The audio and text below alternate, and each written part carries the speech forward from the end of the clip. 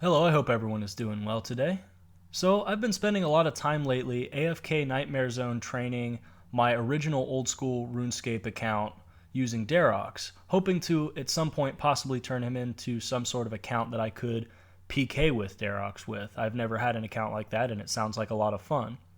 I've got some pretty good, actually almost best in slot gear. I don't have the primordial boots, but I don't have 21 mil to spend on boots at the moment. I finally do not feel like a noob so much anymore because I do have a fire cape. I know many players may not think getting a fire cape is very difficult, especially for an account with 75 defense. I know there are videos out there of people getting it on level 30 or 40 accounts. That puts me to shame. I could not do that by any means, but I was really rusty on it. I hadn't done it since probably 2012 or 2013 in RuneScape 3, and the idea of spending an hour and a half to get to the end and fail and get absolutely nothing was just kind of keeping me away from it. But to be a Darok PKer, you kind of need it, so I just went ahead and took care of it. Got it pretty easily as well. I've also got the Amulet of Torture, Berserker Ring Imbued, and Barrow's Gloves, which I finally completed enough quests to get. The advantage, of course, to training in the Nightmare Zone is that you have the added boost of the Overload Potions, as well as not having to use Prayer to keep 1 HP and a steady stream of low defense monsters to train on. The relationship between Darocking and the Nightmare Zone is seemingly meant to be because keeping your HP at 1 through the use of the Rock Cake benefits you by increasing your Darok maximum hit as well as minimizing the amount reduced from your absorption counter. I have to say, as someone who spent most of my time in the Nightmare Zone on a 1 defense pure, you need significantly less absorption potions to stay the same amount of time because with 75 defense, oftentimes you will have zeros hit on you versus having 1 defense, you are almost always being hit on every single time.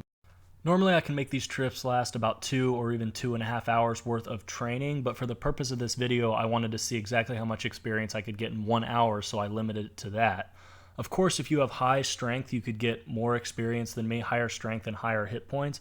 I managed to get 78k strength experience as well as profit 250k Nightmare Zone points after deducting how much I spent on overloads and absorption potions. That could be worth about 300k GP. Those results were about what I expected, and really pretty decent considering it's very AFKable. You can easily play another account while you're doing that. However, I wanted to compare them to another possible location to Darok train, and that is the Monkey Guards on Ape Atoll.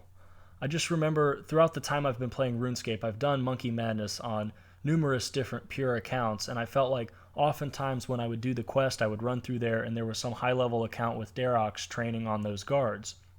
The benefit to doing that is since there is an altar right there, you can easily pray piety the entire time along with protection from melee, and you can hit even higher with the strength boosting prayer and not have to waste prayer potions.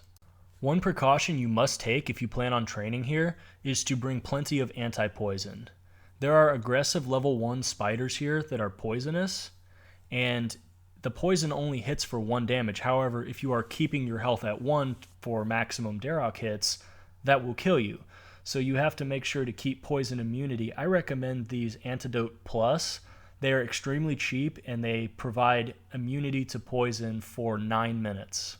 You have to pay a little bit more attention up here than you do in the Nightmare Zone because your prayer will run out quickly, especially if you are using piety. You want to make sure you frequently recharge at this altar. If you die up here, it'll just be kind of annoying because you have to run up here and get your stuff back and your Derek's will be broken. You'll have to pay to recharge it. But also, they will lose aggressiveness and you will have to periodically run around the building here and come back to the altar to regain the aggressiveness. Also, you can hit much higher, which makes this, I feel like, a lot more fun to do. Ooh, 71. I think my highest was a 73 with 85 strength and 82 hit points. Unfortunately, however, due to the relatively high defense of these monsters compared to the Nightmare Zone, I only got 68k experience in 1 hour as opposed to the 78k from the Nightmare Zone. So not as much experience per hour as the Nightmare Zone, but still I think it was a lot of fun. However, if you're after purely experience, AFKable experience, I recommend the Nightmare Zone. Thank you for watching this video. I hope you found it somewhat entertaining, and I will see you next time.